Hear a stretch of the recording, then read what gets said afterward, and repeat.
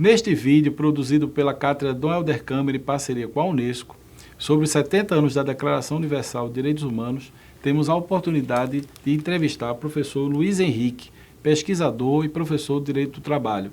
Professor, qual a sua avaliação da importância da Declaração Universal dos Direitos Humanos?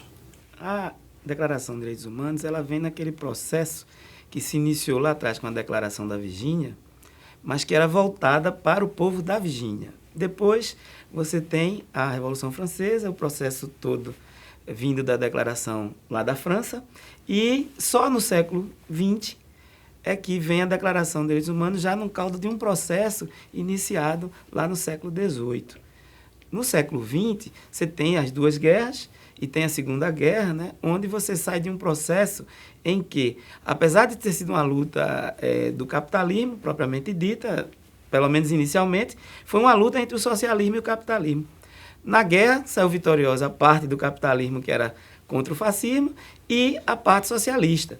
E daí era necessário que o Estado liberal, que saiu mais fortalecido e veio com o nome de Estado Social, que é uma transformação, tivesse uma declaração que norteasse o conjunto, né, de direitos que tanto se levantou no pós-guerra ou durante a guerra.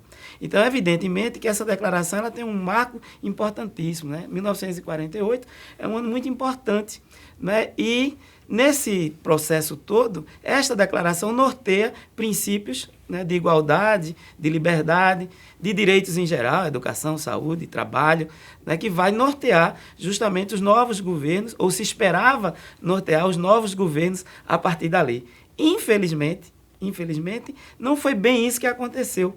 Né? Logo após a assinatura da declaração, cerca de mais de 40 países assinaram, 8 se abstiveram, né? E logo após já se teve a primeira discussão sobre a questão, né, da igualdade e da liberdade, da isonomia de direitos e da liberdade entre a política e a economia, ou os interesses econômicos. E os governos que continuaram, você vê na África, você tem problemas muito fortes de bombas caindo na casa das pessoas, né? Você tem na América Central e na América do Sul, principalmente, ditaduras, né, nos anos 60. Né? E mesmo a Europa, quando há o esfacelamento do socialismo que existia, você tem também guerras dentro da própria Europa. Né? Nos Estados Unidos, você tem opressões, crises, né, que mais forte veio em 2008, na sequência já no século XXI. Então, nós, evidentemente, que a declaração ela encontra muitos limites na vida real dos países, né? Mas, logicamente, que ela não perdeu a sua validade. Ela é um instrumento que pode ser utilizado no processo de desenvolvimento dos povos. 70 anos depois, qual a sua avaliação da importância da Declaração Universal? Ela continua com sua grande importância. Agora, o que eu penso é que nesses 70 anos, todos que acreditam na declaração, existe uma distância entre a declaração dentro dos meios acadêmicos, dos meios políticos mais gerais, mas na população dos países ela está distante, né? Principalmente nos países mais periféricos, em desenvolvimento. Ela está muito distante. E mesmo nos países envolvidos, quando há uma crise muito profunda, esses princípios são até mesmo abandonados às vezes.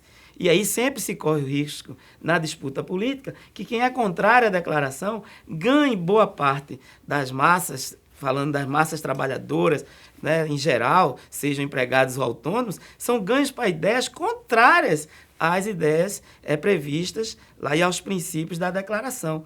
E isso tem trazido muita dificuldade.